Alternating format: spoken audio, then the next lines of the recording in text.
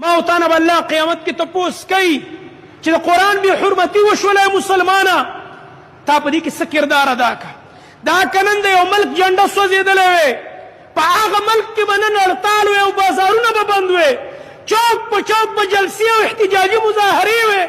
دا که د یو ملک د صدر یا د وزیر اعظم تصویر سوځولی شوی وې په هغه ملک کې به نن ټوله ورځ هړتال او احتجاج وې، او په کوم ملک کې چې د هغه تصویر یا د هغه ملک جنډه سوځېدلې وه هغه ملک هغه سفارت خانه به بنده کړی وې، سفیر به ونه شړلی وې.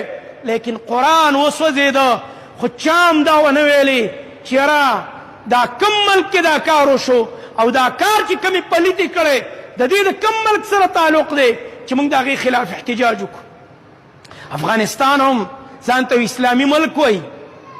افغانستان د جهادي او د مجاهدینو او د شهیدانو کور دی او په هغې کې داسې یو پلیته نطفه پیدا شوله، په هغې کې داسې یو پلیته او ډمه ښځه پیدا شوله چې هغې نن دا کار وکړلو. د دې تاریخ نن ما کته بعضې ملګرو په نیټ باندې ورکړي وو چې دا په لاهور کې هم ډمه وه دا ښځه، هلته هم دا ډمه وه او بیا د هغې نه بعد دا د مختلفو خاوندانو نه طلاقه شوې ښځه ده، یو بې حیا ښځه ده او هغې دا پلیت کار کړی دی. د افغانستان تاریخ یې ګنده کړلو.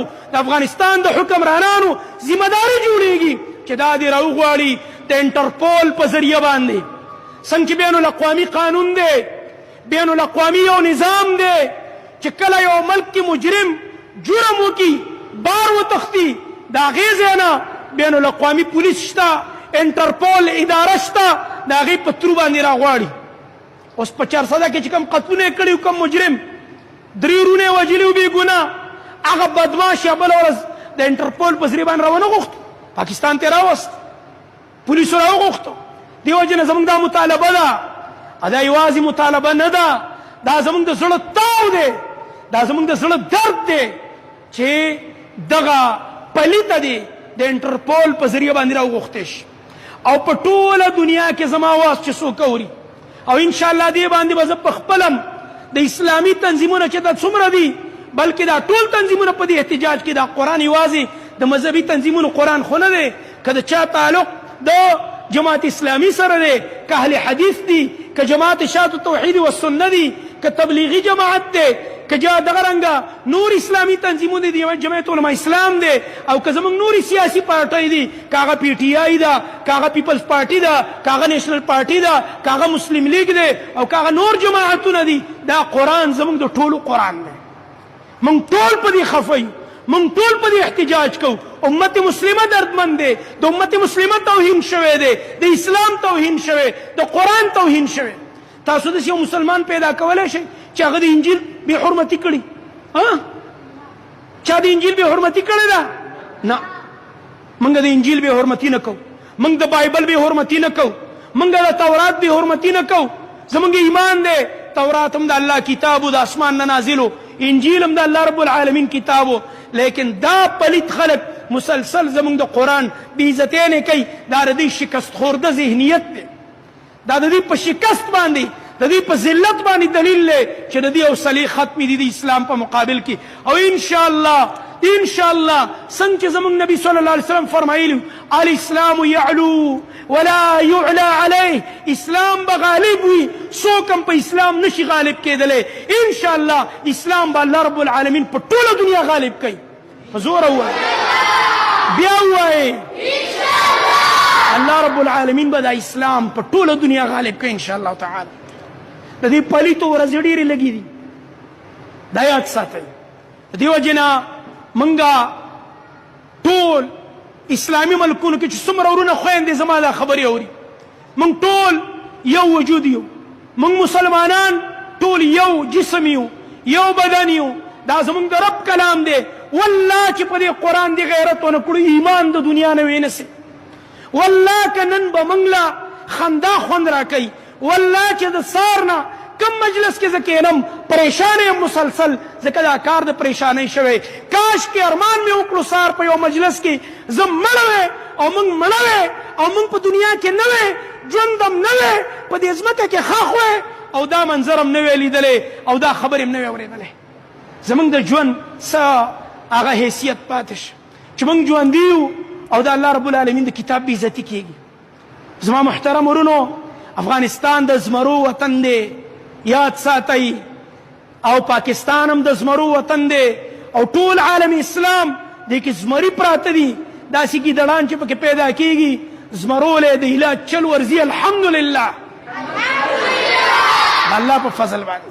نو دې وجې نه موږ دا اپیل کوو، زه دا مطالبه کوم ټولو مسلمانانو ورونو خویندو ته چې کوم ځای کې د افغانستان په افغانستان کې دننه چې کومه سفارتخانه د امریکې هغې مخې ته د احتجاج وشي چې دا پلیته ښځه زر تر زر راولېږي موږ ته چې سزا وله ورکړی شي.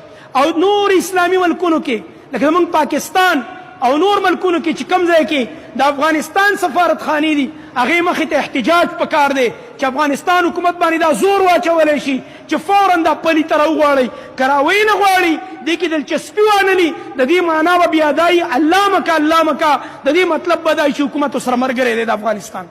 خو انشاءالله داسې نه ده. خو دا که چېرته داسې ونه کړي نو بیا دا مطلب وي چې ورسره ملګری دی، که نه نو فورا دې د دې مسلې تدارک وکړي، ځکه دا وړه خبره نه ده.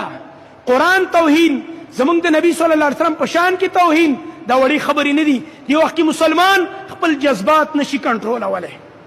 یو هندو په هندوستان کې زمونږ ستاسو د خوږ نبي توهین وکړو، یو کتاب یې ولیکلو، په هغه پسې یو غازي را پاڅېده، غازي علم الدین په نوم باندې هغه یادېږي. هغه باندې انګریزانو مقدمه شروع کړه، انګریزي حکومتو په هغه وخت وینیولو.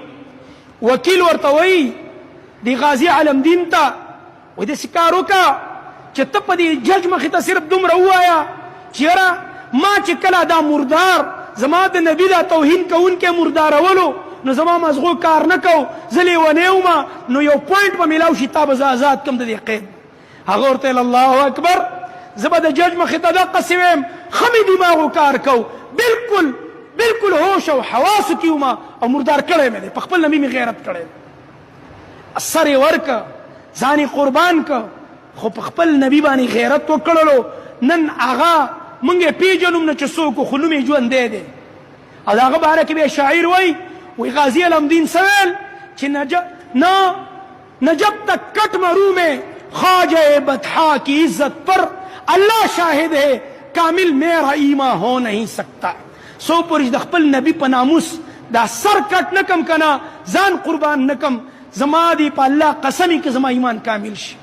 سو پورې زمون په زړه کې قرآن سره مینه نه وه، په قرآن غیرت نه و الله مکه، په رسول الله صلی الله علیه وسلم غیرت نه و، په دې زړه کې بیا ایمان نشته، په دې انسان کې بیا غیرت هم نشته.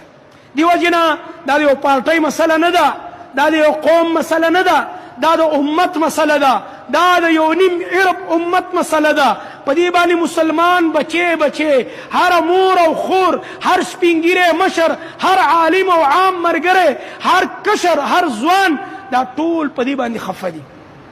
نو منګه مسلمانانو حکمرانانو ته دا دعا کو چې یا الله دا همت ولا ورکړي چې دې مرداري له عبرتناکه سزا ورکړي.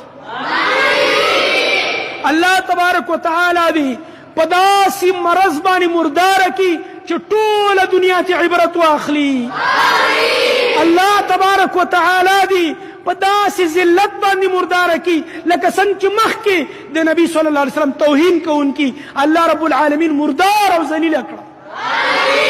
کم ځای کې چې مسلمانان مظلوم دي، په کشمیر کې دي، که په فلسطین کې دي، او که په هر ځای کې دي، الله رب العالمین د هغوی مدد وکړي.